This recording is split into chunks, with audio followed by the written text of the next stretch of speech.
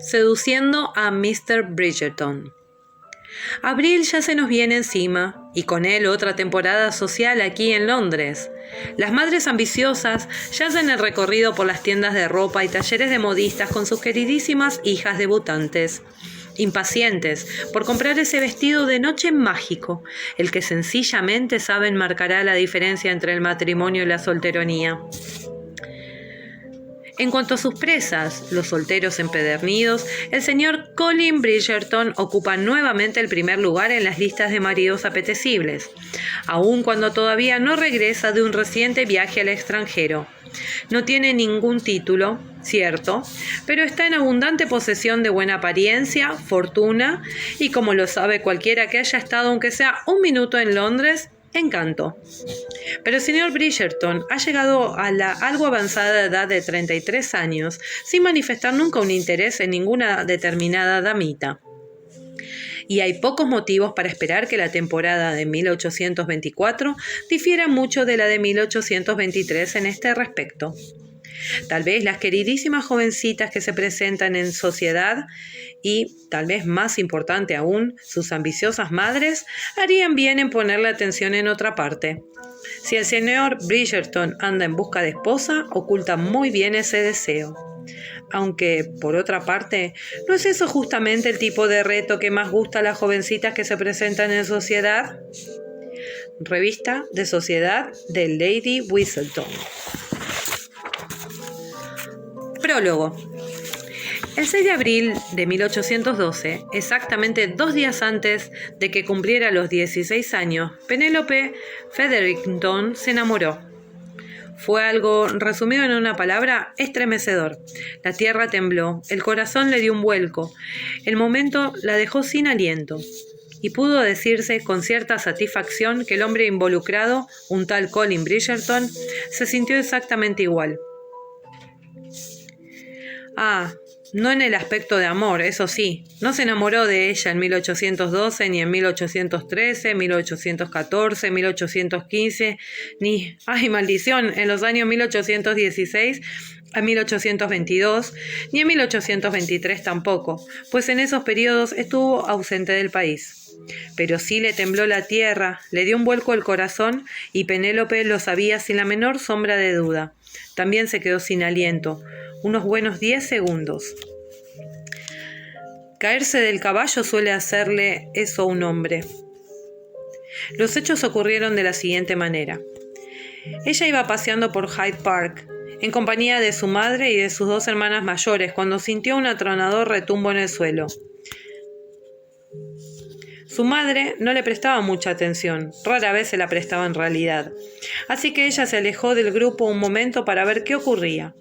El resto de las Featherington estaban embelesadas conversando con la vizcondesa Bridgerton y su hija Daphne, la que acababa de comenzar su segunda temporada en Londres, así que fingían no haber oído el ruido. La familia Bridgerton era de una importancia fundamental, por lo que no se podía desatender una conversación con ellas. Cuando Penélope se asomó por un lado del tronco de un árbol particularmente ancho, vio a 2 jinetes galopando hacia ella a una velocidad, te lleva al diablo, o cual fuera la expresión favorita para describir a 2 locos a caballo despreocupados por su seguridad, salud y bienestar. Se le aceleró el corazón. Habría sido francamente difícil mantener el pulso tranquilo en presencia de esa temeridad. Y, además, eso le permitía decir que el corazón le dio un vuelco en el momento en que se enamoró. Entonces, por uno de esos inexplicables caprichos del destino, al viento se le ocurrió soplar fuerte, en una ráfaga muy repentina, y le levantó la papalina, cuyas cintas de gran fastidio de su madre había descuidado atar bien bajo el mentón, echándola a volar por el aire y ¡plaf! Fue justo a taparle la cara a uno de los jinetes. Penélope hizo una inspiración entrecortada que la dejó sin aliento, y el hombre se cayó del caballo y fue a aterrizar de un modo nada elegante en un charco de barro. Ella corrió, casi sin pensarlo, gritando algo que pretendía ser una pregunta acerca de su salud y bienestar, pero que en realidad le salió más bien como un chillido ahogado. Sin duda él estaría furioso con ella, pues ella había sido la causa de que se cayera del caballo y estuviera cubierto de barro. Dos cosas que se garantizaban que un caballero se pusiera del peor humor posible.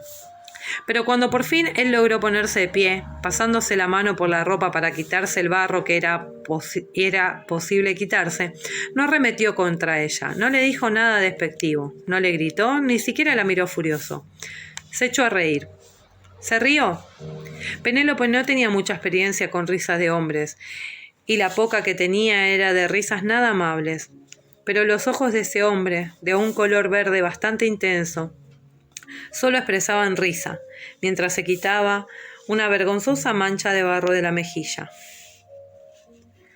«Bueno», dijo, «no lo he hecho muy bien, ¿eh?» Y en ese preciso instante Penélope se enamoró de él. Cuando encontró su voz, lo que ocurrió sus buenos 3 segundos después de que una persona con cierta inteligencia habría contestado, le dolió reconocer, dijo, «Oh, no, soy yo la que debo pedir disculpas. Se me voló la papalina y...» Se interrumpió al caer en la cuenta de que, en realidad, él no había pedido disculpas, por lo que no tenía ningún sentido contradecirlo. «No pasa nada», dijo él, mirándola con una expresión algo divertida. Buenos días, Daphne. No sabía que estabas en el parque». Penélope se giró y se encontró mirando a Daphne Bridgerton, que estaba al lado de su madre. La de ella, no la de Daphne, la que al instante sisió. «¿Qué has hecho, Penélope Featherington?» Y ella ni siquiera pudo contestar su habitual nada, porque en realidad el accidente era totalmente su culpa, y acababa de hacer la tonta más absoluta delante de un soltero que era, a juzgar por la expresión que veía en la cara de su madre, un muy buen partido. Y no que a su madre se le fuera a pasar por la cabeza que ella pudiera tener una oportunidad con él. No, la señora Featherington mantenía muy elevadas sus esperanzas de matrimonio para sus hijas mayores. Además, Penélope ni siquiera se había presentado en sociedad todavía. Pero si la señora Featherington tenía la intención de continuar reprendiéndola, no pudo hacerlo, porque eso le habría exigido desviar la atención de los Bridgerton, cuyas filas Penélope ya había comprendido rápidamente incluiría al hombre que en esos momentos estaba cubierto de barro. «Espero que su hijo no se haya lesionado», dijo la señora Featherington a Lady Bridgerton. «Estoy bien como la lluvia», terció Colin, dando un paso hacia un lado antes de que Lady Bridgerton pudiera cogerlo con su maternal preocupación. Se hicieron las presentaciones, pero el resto de la conversación fue insustancial, principalmente porque Colin no tardó en colegir acertadamente que la señora Featherington era una madre casamentera. A Penélope no le sorprendió en absoluto que él se apresurara a marcharse.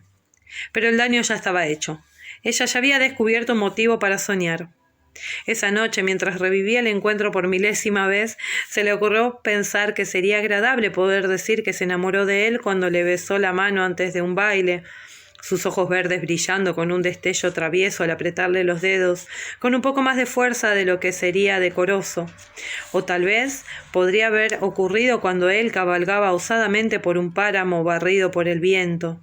Y el viento, ya mencionado, no impedía que él, o mejor dicho su caballo, galopara con la intención de él, no la del caballo, de acercarse cada vez más a ella.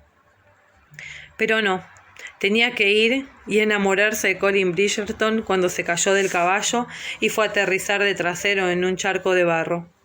Eso era algo tremendamente raro y tremendamente poco romántico, pero sin duda no carente de una cierta justicia, puesto que no iba a salir nada de eso. ¿Para qué desperdiciar sus sueños románticos en un amor que jamás sería correspondido?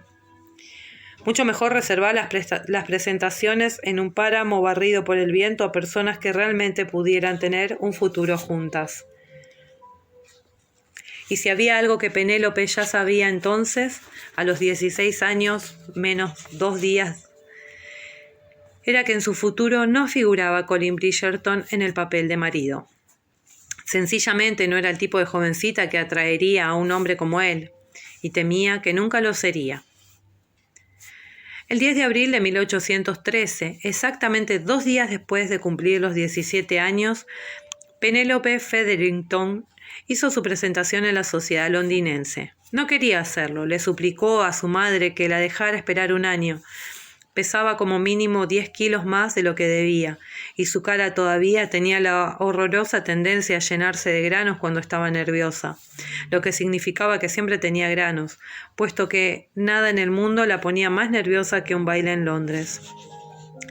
Intentó convencerse de que la belleza estaba solo un pelín bajo la piel, pero eso no le ofrecía ninguna disculpa cuando se reprendía por no saber jamás qué decir a las personas. No había nada más deprimente que una niña fea sin personalidad. Una niña fea sin... bueno, tenía que darse algún mérito. Vale, una niña fea con muy poca personalidad. En el fondo sabía quién era.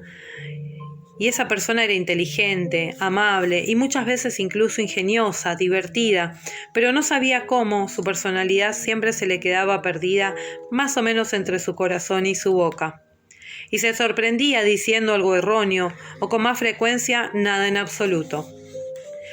Para empeorar las cosas, su madre se negaba a permitirle que eligiera su ropa, y cuando no vestía de color blanco obligado que llevaban la mayoría de las jovencitas y que de ninguna manera sentaba a su tez, se veía obligada a vestir de amarillo, rojo y naranja, colores que le hacían verse totalmente un desastre. La única vez que sugirió el color verde, la señora Featherington se plantó las manos en sus más que anchas caderas y declaró que el color verde era demasiado triste. El amarillo, en cambio, declaró la señora Featherington, era un color feliz, y una jovencita feliz casaría a un marido. En ese momento y lugar, Penélope decidió que era mejor no intentar comprender el funcionamiento de la mente de su madre. Y así fue como siempre iba vestida de amarillo con naranja y de tanto en tanto de rojo, aun cuando esos colores la hacían verse decididamente infeliz, e iban atrozmente mal con sus ojos castaños y su pelo castaños con visos cobrizos. Pero no podía hacer nada al respecto. Por lo tanto, decidió soportarlo con una sonrisa, y si no lograba sonreír, por lo menos no echarse a llorar en público. Y eso, llorar, se enorgullecía de poder decirlo, no lo hacía jamás. Y por si eso fuera poco, 1813 fue el año en que la misteriosa y ficticia Lady Whistledown comenzó a publicar su hoja Revista de Sociedad, que aparecía 3 veces por semana. Esta hoja de cotilleo se convirtió en sensación instantánea. Nadie sabía quién era Lady Whistledown, pero al parecer todos tenían sus teorías. Durante semanas, no, en realidad meses, nadie hablaba de otra cosa en Londres. Durante 2 semanas, las justas para crear adicción, esta hoja se distribuyó gratis, y de repente se acabó dicha gratuidad. Simplemente los niños que las repartían comenzaron a cobrar el oneroso precio de 5 peniques la hoja. Pero ya nadie podía vivir sin la dosis casi diaria de cotilleo y todos pagaron sus peniques. En algún lugar, una mujer, o tal vez un hombre, como elucubraban algunos, se estaba haciendo muy rica. Lo que diferenciaba a la hoja Revista de Sociedad de Lady Whistledown de todas las hojas anteriores acerca de la sociedad era que la autora ponía los nombres completos de las personas mencionadas. No escondía a los personajes tras abreviaturas como Lord P o Lady B. Si Lady Whistledown deseaba escribir acerca de alguien, ponía su nombre completo. Y cuando Lady Whistledown deseaba escribir acerca de Penélope Featherington, lo hacía. La primera mención de Penélope en la revista de sociedad de Lady Whistledown fue la siguiente: el desafortunado vestido de la señorita Penélope Featherington hacía aparecer a la desafortunada jovencita un cítrico demasiado maduro. Golpe bastante hiriente, sin duda, pero nada menos que la verdad. Su segunda mención en la hoja no fue mejor. No se oyó salir ni una sola palabra de la boca de la señorita Penélope Featherington. Y no es de extrañar, la pobre jovencita parecía estar ahogándose entre los volantes de su vestido. Eso no era algo que pudiera aumentar su popularidad, calculó Penélope. Pero la temporada no fue un desastre total. Había unas cuantas personas con las que se sentía capaz de hablar. Lady Bridgerton, nada menos, le cobró simpatía y ella descubrió que muchas veces podía decirle cosas a la encantadora vizcondesa que ni soñaría con decírselas a su madre. Gracias a Lady Bridgerton conoció a Eloise Bridgerton, la hermana menor de su amado Colin. Eloise acababa de cumplir los 17 años también, pero su madre le había permitido juiciosamente retrasar en un año su presentación en sociedad, aun cuando la joven poseía en abundancia los rasgos de buena apariencia y encanto típico de los Bridgerton. Y mientras pasaba las tardes en el salón verde con crema de la casa de los Bridgerton, o con más frecuencia en el dormitorio de Eloise, donde las dos se echaban a reír y charlaban con entusiasmo de todo lo que existe bajo el sol, se encontraba de tanto en tanto con Colin, el que a sus 22 años aún no se había marchado de la casa familiar para alquilar habitaciones de soltero. Si antes se había creído enamorada de él, eso no era nada con lo que sintió después de conocerlo realmente. Colin Bridgerton estaba dotado de ingenio, gallardía y un sentido del humor tan despreocupado y travieso para hacer bromas que era capaz de hacer desmayarse a las mujeres. Pero principalmente, Colin Bridgerton era simpático. Simpático, palabrita tonta. Debería considerarse banal, pero en cierto modo le venía a la perfección. Siempre tenía algo agradable para decir a Penélope, y cuando ella por fin lograba armarse de valor para decir algo, aparte de las consabidas palabras de salud y despedida, él escuchaba, lo cual le hacía todo más fácil la próxima vez. Al final de temporada, Penélope calculaba que Colin Bridgerton era el único hombre con el que había logrado tener una conversación entera. Eso era amor. Eso era amor, amor, amor, amor, amor. Tonta repetición de palabras tal vez, pero eso fue exactamente lo que Penélope escribió en una hoja de papel ridículamente cara, junto con las palabras señora Colin Bridgerton, Penélope Bridgerton y Colin. El papel desapareció consumido por el fuego del hogar en el instante que oyó pasos en el corredor. Qué maravilloso sentir amor por una persona simpática, aun cuando fuera el tipo de amor unilateral. Eso hace sentirse decididamente sensata. Claro que no hacía ningún daño que Colin poseyera, como todos los hombres Bridgerton, una belleza fabulosa. Estaba ese famoso pelo castaño Bridgerton, esa boca ancha y sonriente Bridgerton, los hombros anchos, la altura de 1,80 m y en el caso de Colin, los ojos verdes más pasmosos que pueden adornar una cara humana. Eran el tipo de ojos que atormentan los sueños de una jovencita, y Penélope soñaba y soñaba. El mes de abril de 1814 encontró a Penélope de vuelta en Londres para su segunda temporada, y aun cuando consiguió atraer al mismo número de pretendientes que la temporada anterior, 0, muy sinceramente la temporada no fue tan mal en su conjunto. A esto contribuyó que había bajado más o menos 10 kilos de peso, y ya podía calificarse de agradablemente redondeada y no de odiosamente gordinflona. Todavía distaba bastante de ser el esbelto ideal de mujer que decretaba la época, pero por lo menos había cambiado lo bastante para justificar la compra de todo un guardarropa nuevo. Desgraciadamente, su madre volvió a insistir en el amarillo, naranja y una ocasional pincelada de rojo, y esta vez Lady Whistledown escribió: «La señorita Featherington, la menos necia de las hermanas Featherington, llevaba un vestido amarillo limón que dejaba un regusto agrio en la boca», lo cual por lo menos significaba que ella era el miembro más inteligente de su familia, aun cuando el cumplido fuera hecho efectivamente del revés. Pero Penélope no fue la única elegida por la mordaz columnista. A Kate Sheffield, de pelo moreno, la comparó con un narciso chamuscado con su vestido amarillo, y resultó que Kate fue y se casó con Anthony Bridgerton, el hermano mayor de Colin, y vizconde por añadidura. Así pues, Penélope mantuvo la esperanza. Bueno, la verdad es que no la mantuvo. Sabía que Colin no se iba a casar con ella, pero por lo menos bailaba con ella en todos los bailes, la hacía reír y de tanto en tanto ella lo hacía reír a él, y sabía que con eso tenía que conformarse.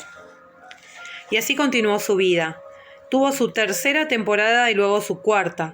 Sus dos hermanas mayores, Prudence y Philippa, encontraron marido finalmente y se marcharon de casa. La señora Featherington mantuvo la esperanza de que ella lograra casarse, puesto que tanto Prudence como a Philippa les llevó 5 temporadas casar un marido. Pero Penélope sabía que estaba destinada a continuar siendo solterona. No sería justo casarse con alguien cuando seguía perdidamente enamorada de Colin. Y tal vez, en los recovecos más remotos de su mente, en el último y más recóndito recoveco, escondido detrás de las conjugaciones de los verbos franceses que jamás logró dominar y la aritmética que no usaba jamás, seguía conservando una diminuta hilachita de esperanza. Hasta aquel día. Incluso en esos momentos, 7 años después, continuaba llamándolo aquel día.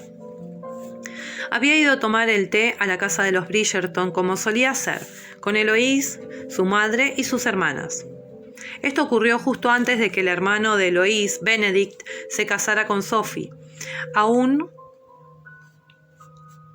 cuando en esos momentos él todavía no sabía quién era realmente Sophie. Y bueno, esto no tenía mayor importancia, aparte de que la verdadera identidad de Sophie era tal vez el único secreto de los 10 últimos años que Lady Whistleton no había logrado descubrir. En todo caso, terminado el té,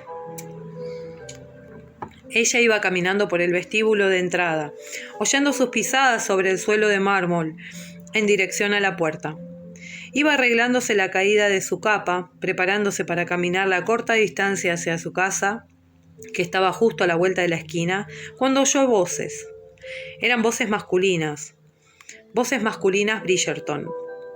Eran las voces de los 3 hermanos Bridgerton mayores, Anthony, Benedict y Colin.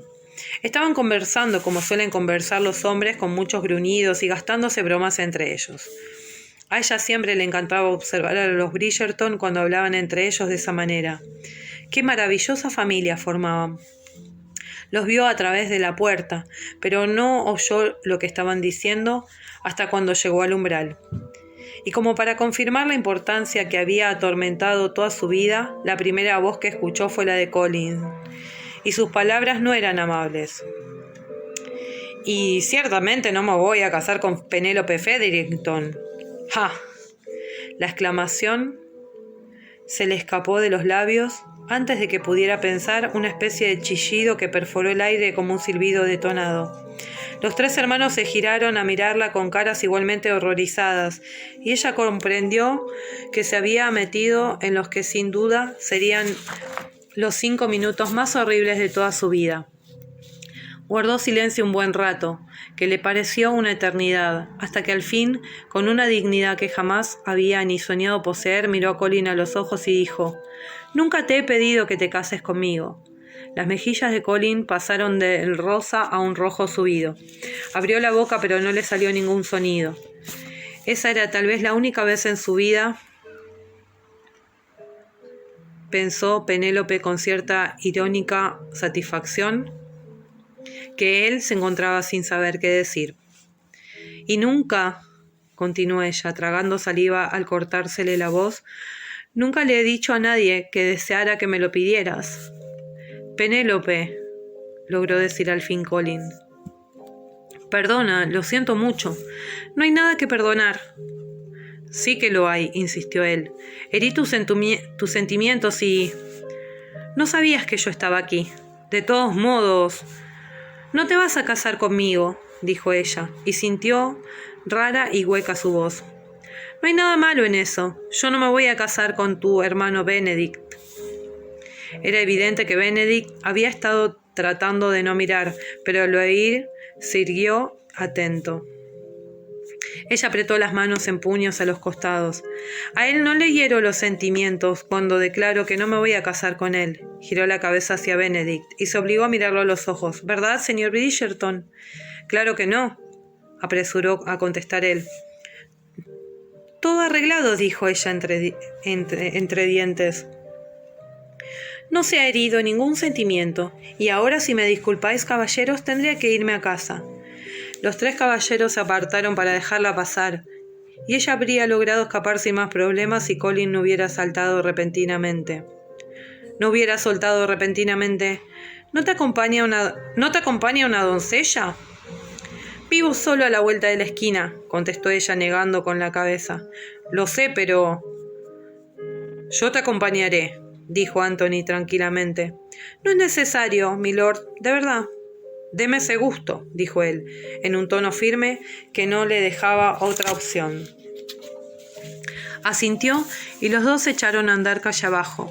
Cuando ya habían pasado por delante unas 3 casas, Anthony le dijo en un tono curiosamente respetuoso: Él no sabía que estabas ahí. Ella notó que se le tensaban las comisuras de la boca, aunque no de rabia, sino simplemente por un sentimiento de cansina resignación. Lo sé, dijo. No es un tipo de persona cruel. Supongo que su madre le ha estado acosando para que se case. Anthony asintió. Las intenciones de Lady Bridgerton de ver felizmente casado a cada uno de sus 8 hijos eran legendarias. Le caigo bien, dijo ella. A su madre, quiero decir. No me ve más allá de eso, me temo. Pero la verdad es que no importa mucho si le gusta la esposa que elija Colin. Bueno, yo no diría eso, musitó Anthony con una voz que no sonaba mucho a la del muy temido y respetado vizconde, sino más bien a la de un hijo de un muy buen comportamiento. A mí no me gustaría estar casado con alguien que le cayera mal a mi madre. Agitó la cabeza con un gesto de grave respeto. Es una fuerza de la naturaleza. ¿Su madre o su esposa? Él lo pensó durante más o menos medio segundo. Las dos, contestó. Continuaron en silencio un momento y entonces ella soltó. Colin debería marcharse. ¿Cómo has dicho?, preguntó Anthony mirándola curioso. Debería marcharse, viajar. No está preparado para casarse y su madre no será capaz de refrenarse de insistirle. Tiene buena intención. Se mordió el labio horrorizada. Era de esperar que el vizconde no pensara que ella pretendía criticar a Lady Bridgerton. En su opinión, no había una dama más magnífica en toda Inglaterra. Mi madre siempre tiene buena intención, dijo Anthony sonriendo indulgente, pero tal vez tienes razón. Tal vez Colin debería marcharse, y le encanta viajar, aunque acaba de regresar de Gales. ¿Ah, sí?, musitó ella muy amable, como si no supiera perfectamente bien que Colin había estado en Gales. Hemos llegado, dijo él asintiendo. Esta es la casa, ¿no? Sí, muchas gracias por acompañarme. Ha sido un placer para mí, te lo aseguro. Ella lo observó alejarse. Después entró a casa y se echó a llorar. Justo al día siguiente apareció el siguiente relato en la revista de sociedad de Lady Whistledown. Vaya si no hubo emoción ayer en la escalinata de la puerta principal de la residencia de Lady Bridgerton en Bruton Street. La primera fue que se vio a Penélope Featherington en la compañía no de 1 ni de 2, sino de 3 hermanos Bridgerton. Ciertamente una proeza hasta el momento imposible para la pobre muchacha, que tiene la no muy buena fama de ser la fea del baile. Por desgracia, aunque tal vez previsiblemente para la señorita Featherington, cuando finalmente se marchó, lo hizo del brazo del vizconde, el único hombre casado del grupo. Si la señorita Featherington llegara a arreglárselas para llevar al altar a un hermano Bridgerton, querría decir que habría llegado el fin del mundo tal como lo conocemos, y que esta autora, que no vacila en reconocer que ese mundo no tendría ni pies ni cabeza para ella, se vería obligada a renunciar a esta columna en el acto. Por lo visto, hasta Lady Whistledown comprendía la inutilidad de sus sentimientos por Colin. Transcurrieron los años y casi sin darse cuenta llegó el día en que Penélope se encontró sentada entre las señoras mayores que hacían de carabinas, vigilando a su hermana menor Felicity, sin duda la única hermana Featherington agraciada con belleza y encanto que disfrutaba de sus temporadas en Londres. Colin se aficionó a viajar y comenzó a pasar cada vez más tiempo fuera de Londres. No bien pasaba unos pocos meses en la ciudad, volvía a marcharse hacia un nuevo destino. Cuando estaba en Londres durante la temporada siempre reservaba un baile y una sonrisa para Penélope, y ella se las arreglaba para fingir que nunca había ocurrido nada, que él nunca había declarado su aversión a ella en una calle pública, que sus sueños no habían sido aplastados jamás. Y cuando él estaba en la ciudad, lo único que no ocurría con frecuencia, se establecía entre ellos una apacible amistad, si bien no tremendamente profunda, la cual era lo único que podía esperar una solterona de casi 28 años, ¿verdad? El amor no correspondido nunca ha sido fácil, pero por lo menos Penélope se acostumbró a él.